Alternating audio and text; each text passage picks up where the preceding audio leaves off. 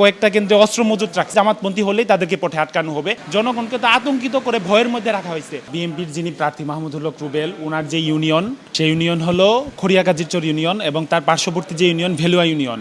এই দুই ইউনিয়নে তারা পুরোপুরি প্রভাব বিস্তার করে রাখছে। তাদের দলীয় নেতাকর্মী দিয়ে এখানে আমাদের সকল নেতাকর্মীদেরকে আতঙ্কিত করে রাখছে।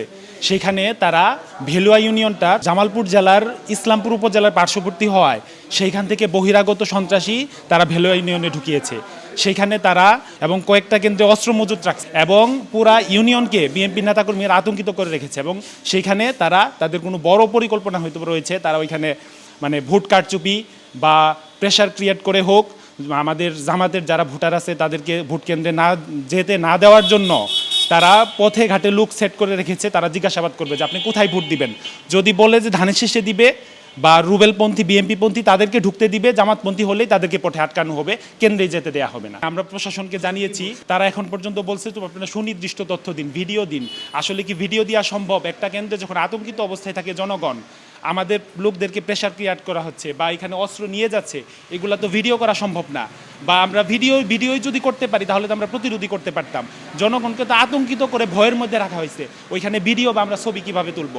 আমরা জানি ওনারা সুনির্দিষ্ট অভিযোগ চায়। সুনির্দিষ্ট অভিযোগ তো একজনের পক্ষে দেওয়া সম্ভব না। আমরা বলেছি এই কেন্দ্রে অস্ত্র মজুত রাখা আছে বা এই করা আছে, ওনারা যে পদক্ষেপ গ্রহণ করা সেই পদক্ষেপ গ্রহণ করবে। আমরা তো দেখতে পাচ্ছি আওয়ামী সরকারের নির্বাচনের চেয়েও ভয়ঙ্কর নির্বাচন হয়ে যাচ্ছে এই নির্বাচন।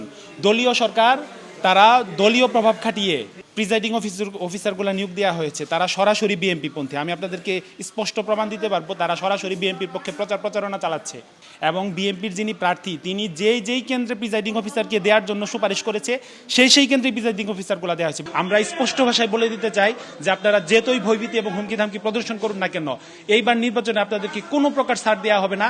জনগণ স্বতঃস্ফূর্তভাবে নির্বাচনে ভোট কেন্দ্রে উপস্থিত হয়ে আপনাদেরকে ব্যালট বিপ্লবের মাধ্যমে আপনাদেরকে পরাজয় নিশ্চিত করবে ইনশাল্লাহ।